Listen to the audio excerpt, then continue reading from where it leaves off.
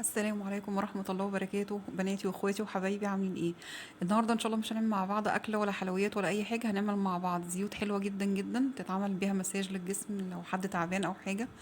عايزة اقول لكم تحفة بجد، يعني انا مجرباها قبل كده حلوة جدا. طبعا بما اني بقالي سنة وشهرين بعمل علاج طبيعي فاستنزفت بصراحة في الزيوت دي. فانا جبت معاكم برضو، انا عملته قبل كده بس قلت اجربه معاكم تاني، انا كده كده هعمله ليا.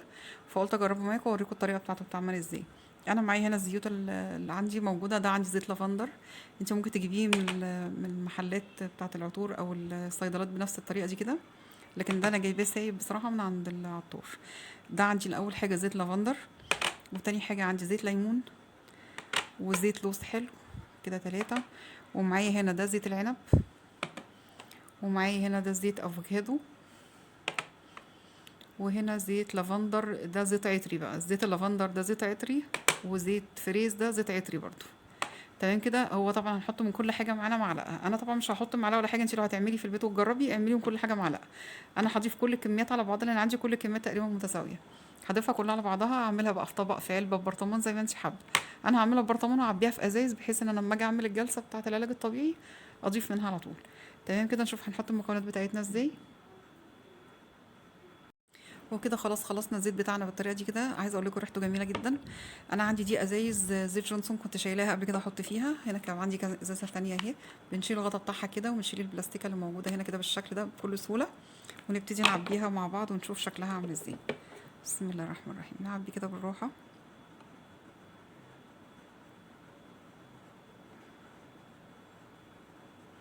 لو انت خايفه تعبي كده ممكن تعبي بسرنجه او حاجه، لو عندك سرنجه تعبيه. بس هكمل بقى بالطريقه دي كده واوريكم شكله في الاخر. ودي حبايبي كده عندي سرنجه بالشكل ده، انا حبيت بس افضي بيها عشان ما يتقلبش معايا كده بالطريقه دي. وهدخل عندي الزيت كده بالشكل ده. عايزه اقلب الدنيا بس بكل بساطه كده. بس حامله بقى الازاز بتاعتي وارجع اوريكم شكلها. كده حبايبي خلاص انا عبيت الزيت بتاعي كده بالطريقه دي، هو بيجي معايا كده الازازه بتبقى ناقصه شويه. عايزه اقول لكم بجد حلو جدا جدا. بس نتكلم بقى على الاوفر. هو الصراحه انا بجيب الازازه دي ب 25 جنيه. انا جايبه دول على بعض الحاجات الخامات كلها ب 75، يعني فرق 25 جنيه. بس طبعا الزيت افضل، يعني الزيت التاني زيت خفيف جدا وريحته برضو مش سيئه، بس بصراحه ده ريحته اقوى واحسن. غير كده ملمسه حلو جدا على الايد، يعني بصي كده على الجسم. انا عندي دي مكان الابر زرقاء كده. بصي لما باجي احط على ايدي كده بالشكل ده. بصي كده ملمسه حلو جدا. تمام كده. انا بس حبيت اقول لكم للامانه، بس خدت بالكم.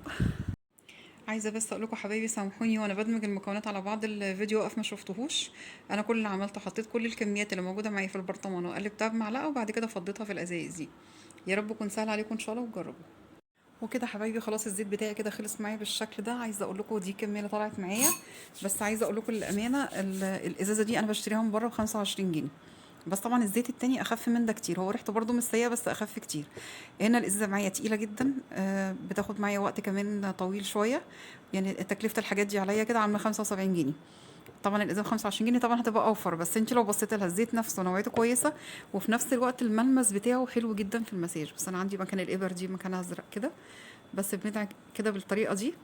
بصوا عايزه اقول لكم الملمس بتاعها حلو جدا بجد. يا رب يكون سهل عليكم ان شاء الله وتجربوه وقولي رايكم فيه لو انتوا حابين تعملوه كويس جدا جدا بجد يا جماعه وعن تجربه. بصوا شكله عامل ازاي. عايزه اقول لكم حتى باين هو تقيل عن الزيت التاني. يعني كميه اللي هتاخديها هتاخدي كميه قليله، لكن التاني تقريبا في الجلسه الواحده ممكن اخلص الازازه دي على مرتين، يعني الازازه دي بتخلص معايا على مرتين. تمام كده. يا رب يكون سهل عليكم ان شاء الله ويعجبكم وجربوا وقولوا رايكم فيه. ما ننساش بقى لايك وشير ونفعل الجرس عشان هيوصلنا كل الاشعارات ان شاء الله. السلام عليكم.